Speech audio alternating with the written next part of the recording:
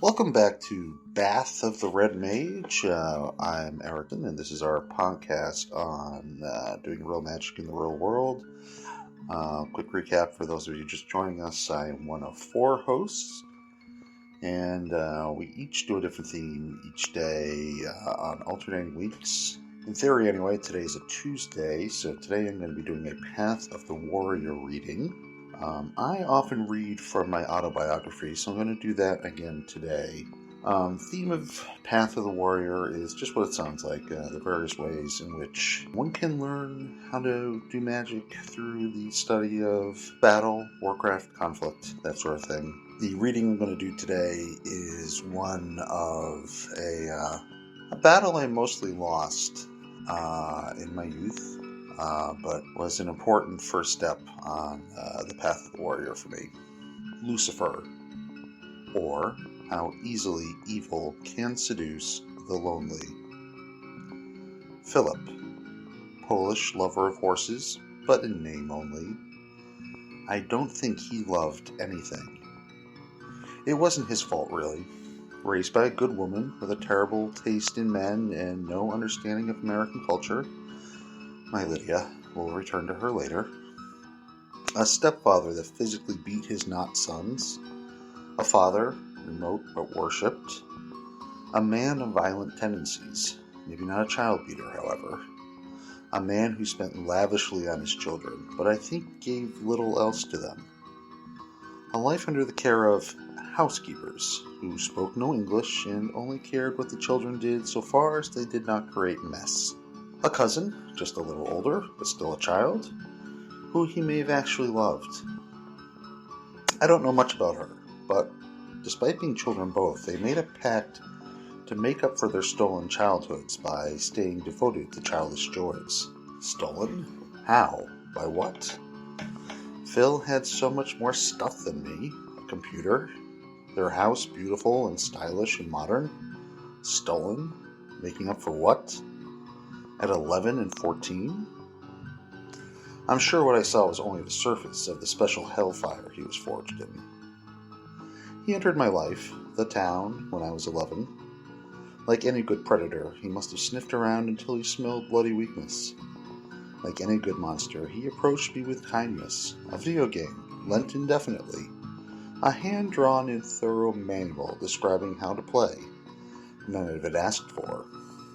As an aside, the game was actually Solomon's Key, and I will leave that at that. Back to the story. From there, trips into the big woods, sleepovers, summers playing in the creek, Dungeons and Dragons, and laser tag. All the iconography of a childhood I had ever wanted. But also, physical violence, and vandalism, and visits from the police, and making his little brother and I pantomime sex with imaginary prostitutes, and skinning frogs alive, and breaking their bones, and putting firecrackers in their mouths. Frogs were never as good as dogs for friends, but still. Mockery for not wanting to kill.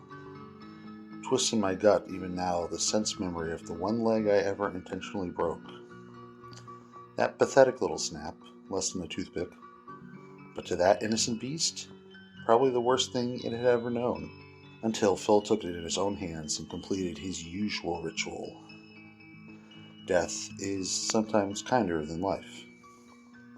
And also giggling at his brother fondling his little red lobster penis while we watched, and showing me the secret crawl space from which I could have watched his mother shower. I never did, but oh how I wanted to. And letting me hide in the closet so I could watch his cousin change. I stayed in that closet, excited by the prospect, but averted my eyes at the last moment. But boys will be boys, they say. And he also brought light. The Lightbringers are always complicated, aren't they? How to fight with swords, swing staves, and improvise games, and wear masks of identity, and self-define, and how to prioritize which enemies are the most dangerous. There was good there. Some. I certainly adored him at the time. That first, non-familial, codependent friendship. A big key to understanding my relationship with Phil is contained in this little poetic prose essay I wrote in college. memorializing those summers, honoring Phil, and recognizing for the first time that I was capable of nostalgia of all I had lost. So read it, this first decent bit of writing I ever wrote, and I'll be right back. Editor's note, I'm leaving in the appended preamble from the initial blog-based publication without editing. Old Prose, The Stream of Change. So, I should be in bed, but I want to test the comment system I just installed on the blog, so rather than just posting test, I'm going to put up some more content. So I bring you vintage, that is, very old, prose.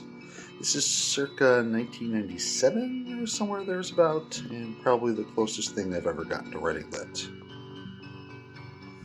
I'm posting without rereading it, as I'd probably change my mind if I did.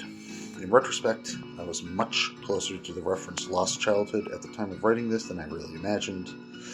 At this point, I could probably write an emotionally similar story about the period in which this was written. Eventually, it could grow into a wistful, retrospective Russian nesting doll. The Stream of Change, 1997, unpublished. The oft-dried-up bed of the tiny streamlet that separated the normal world from the forest behind Phil's house was more than a muddied channel for the spring runoff. It was the Stream of Change. Its presence was merely a marker for the mystic veil that separated this world from the other world. When they leaped, and I pole vaulted across the stream, whether it was coursing with water or no, we underwent a startling transformation. Phil became Lord Caspian, elvish sorcerer and master swordsman. Brian was an enigma, becoming either the mighty Barak with his massive axe-handled mace, or the belligerent dwarf Grunge with his mighty battle-axe. I think it depended on how tall he was feeling when we crossed the barrier.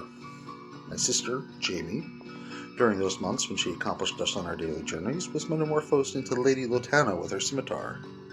And I, as I soared over the trickling waters, catapulted by my staff, became Hawk, figure of legend whom the gods had smiled upon and had been chosen to bear the mystic wand. It is impossible to describe the sensation of that transformation. Most often it was masked by our anxiety about falling in the mud or slipping on the ice as we crossed. Once we were on the other side, however, that sensation became quite clear. We would look into each other's eyes and we would know that we felt the difference. Somewhere, deep inside, we were more than before. The hidden aspects of our souls had come to the surface. We still saw each other's mortal flesh, but we also saw each other's spirits. We all stood much taller. We journeyed through the other world on many quests of glory, never completing any of them except maybe the time we managed to recover the jade elephants, but I suppose that was a quest designed by mortal hand. The brother sword remains to this day in the clutches of the river god. We still don't know why the swordsman's village was abandoned. We never did find my wand, and I think the silver arrow may have been lost in those final days. I certainly remain mystified as to why the shortest route anywhere through that vast forest was always through the swamp. I cannot say how many hours, days, and weeks were spent questing after those impossible goals. We combed the banks of the great river every time we quested, seeking the twin of Caspian's blade already broken near the hilt. We were always sure that someday we would see the blade again, or that the river would give up some other prize in recompense. We plundered that abandoned village every time one of our weapons was shattered in the heat of battle, always careful to search for signs of the long-lost inhabitants. But, except for the occasional wagon track, we never found a single clue. I regret to this day that my wand, my focus, the key to my communion with the higher powers, was so similar in appearance to all the other pine twigs lining the forest floor. I only wish I had secured it more tightly to my belt. Where the silver arrow went, I will never know. I think one day Phil fired it from his bow and it passed through some other mystic barrier into legend, communicated directly to the true Caspian's quiver, once and for all. As for our continual treks through the swamp, I suppose the marsh may have indeed held the grace of some god of travel which sped our journey, but I still suspect it was merely our leader's, at times, sadistic sense of humor that led our footsteps. Aside, even here I knew he was evil. And yet, while we may have never finished a single quest, save recovering those jade elephants, we uncovered many of the secrets of the fairy gods. We discovered that the wall of the cave was false, and if we had only gotten those pickaxes we dreamed of, we could have tunneled into the secret burrow that lay behind. It gradually became clear that the arena was once used long ago by a fallen race as some sort of coliseum, and the crystal stream that ran cool and clear, cleansed by the moss-covered rocks, had life-giving properties in its purity. We could have made a home there, I'm sure of it. The foreboding mechanical squeals, once believed to be the death cries of some great beast that drowned out the natural noises on windy days, were eventually revealed to be the last remnants of some technologically advanced race who had sought to harvest the other world, and failed. After Caspian knocked on the hollow tree for the last time, it became quite clear that the nature spirits had all disguised themselves as raccoons. We would never dare to anger another dryad. The secret of Hawk's Mound was only partly revealed. We knew it would allow me to attain the secret of unaided flight, but how that would be accomplished, we never discovered. We slew entire armies of goblins disguised as trees and their human masters. Kill the wizard first. We pushed our way past the deepest glades to discover the hidden vales, the paradise we'd always dreamed of. We even spent a week once, Caspian and I, after we had outgrown the ties to our younger siblings. One last ride into glory, plying the other world's secrets, trying to discover something unknown to both of us, but which we had an instinctive drive to possess. On that last trip, the heavens wept tears of fire. The winged watchmen of the night stood sentinel over our sleep, and the supreme forest gods came out to wish us farewell. It seems the other world knew something we did not. As an aside, this may have been my first real experience of the divine, magic, time compression, higher dimensional experience. And evidently my cat agrees. We never did conquer the realm, nor did we save the world. When we crossed back over the stream of change for the last time, we didn't feel any different than we had any of the other 1,000 times we had done it. We both assumed that we would return to the other world again. How could we have known that this was the last time we would have crossed the stream of change together? How could we have known that the other world would never again offer us a chance to learn its secrets? How could we have known that we would never even see or speak to each other again? When we first crossed the stream of change, the future seemed infinite. Time was nothing but the barrier of sunset, one day conquered by flashlights. We were so sure that one day, someday, we would find the Brother Sword. I was so sure that one day I would take a running leap off Hawk's Mound and take flight. How could we have known that we were wrong? So that's the pretty bits.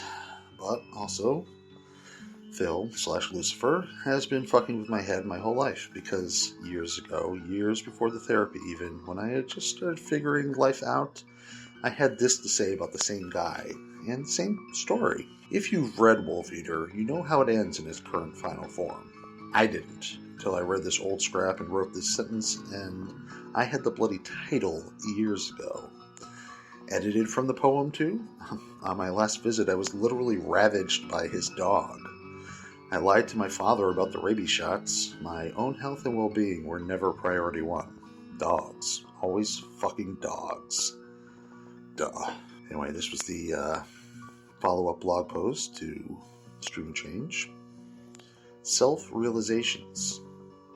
I must be getting to that age when self-discovery is part of what it means to live. I was explaining the plot of my semi-abandoned novel, Wolf Eater, the other night, complaining about how I didn't really understand my protagonist, good old Kian, when suddenly I saw the obvious parallels to my own past and present. Evidently not that obvious, old me. Perhaps I had been subconsciously refusing to understand Kian, because to understand him I must face my demons. The rest of this was an important step, but it wasn't until like 10 minutes ago that I figured out that Kian Phil was my demon, both literally in a developmental sense, but also symbolically. This is spooky to read in retrospect. And now, tonight, looking at my bookshelf and seeing all the neatly matched sets of trilogies I have never read, I recognize the same irrational impulse at work that it leads me to obsessively collect robots and other icons of fictional realities. That impulse I have long partly understood when I cast my gaze over such a collection of iconography. I see the connections among the characters, and if one or more of the players is absent, I feel that absence as a gnawing in my gut. Without Ironhide, Prime has no confidant.